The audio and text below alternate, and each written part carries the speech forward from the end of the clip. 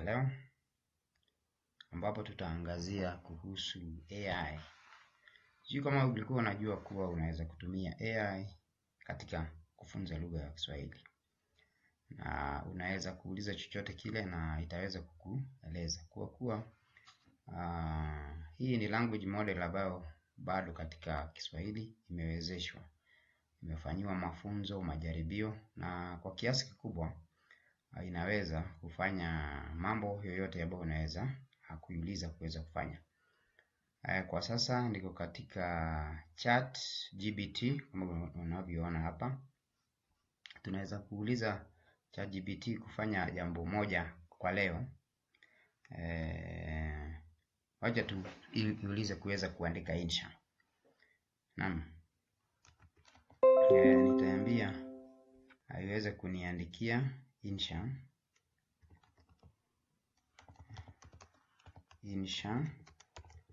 ya maneno tuseme 300 kuhusu ni harusi. Wacha tuandike kwa herufi kubwa ili iweze kujua hii ni mada. Lazima wakati unaipatia maagizo, yani prompts, inajulikana kama prompts kwa lugha ya Kimombo, uwe precise, yani ujue kile unachohitaji na uielekeze vile. Kuhusu harusi niliyohudhuria. Naam. Ukifikisha tu maagizo yako pale itakuandikia, lakini insha yako haitakuwa murua zaidi. Kwa hivyo nitaongeza maagizo kidogo ili iweze kunieleza kwa kina.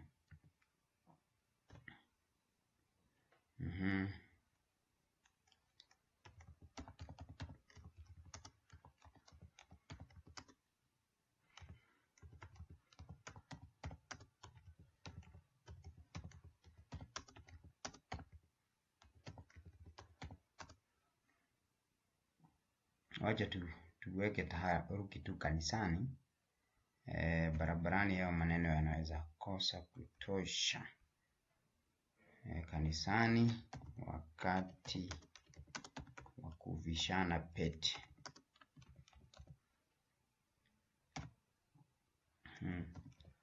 Eleza kwa lugha ya kuvutia na kuchangamsha.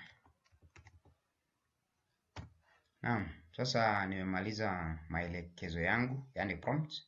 Wacha tuone vile kile itaweza kugenerate, yani kile itatoa. Mada imejitokeza vizuri.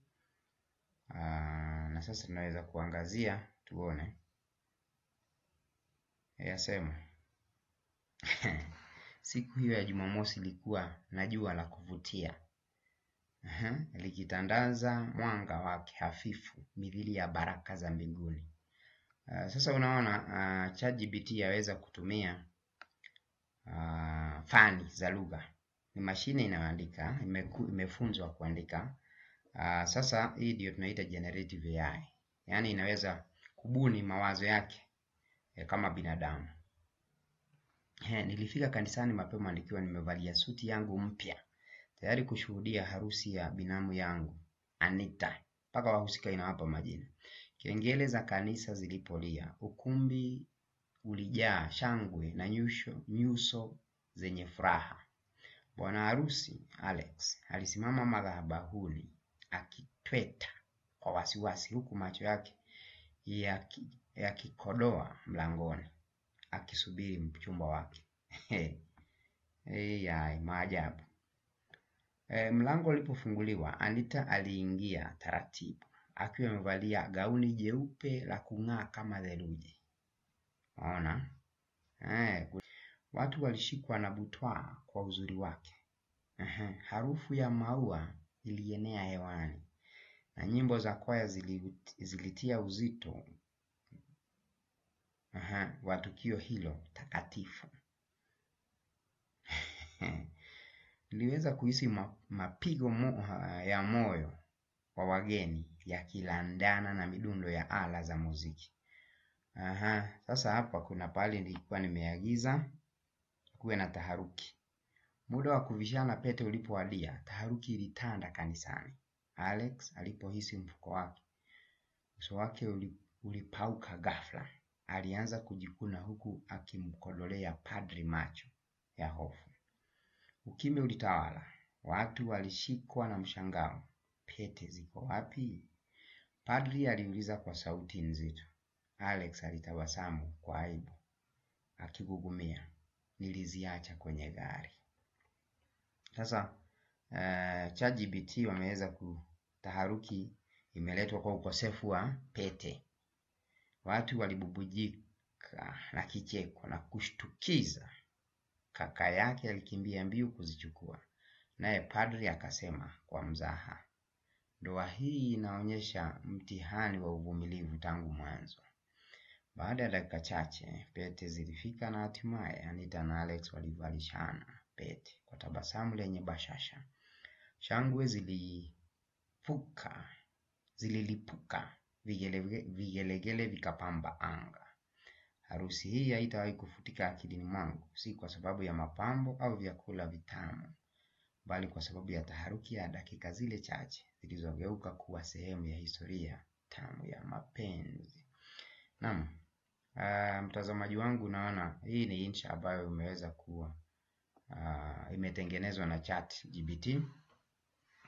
Na ndio kwa kiwango unaweza kusema kuna wale wanafunzi ambao wanaweza kuandika insha murua na yenye ubunifu kushinda hii iliyo hapa. Lakini ukiangalia ni kitu ambacho kimeanza kutumika miaka minne, miaka mitatu kutoka mwaka 2023 ndio imeweza kutumika na kufunzwa kuzungumza lugha ya Kiswahili na kubuni. Yaonekana itaimarika hata zaidi na kuweza kuwa na uwezo mkubwa zaidi wa kuandika. Kwa hivyo wewe kama mwalimu unaweza kuwa ukijifunza pia inakufunza mambo haswa sehemu ya ubunifu, lakini inategemea na vile utaweza kuuliza swali lako. Prompts, wanaita prompts. Vile utaweza kuuliza ndivyo itaweza kukufaa zaidi. Kwa hivyo wacha tuone tukilinganisha na nyingine hapa.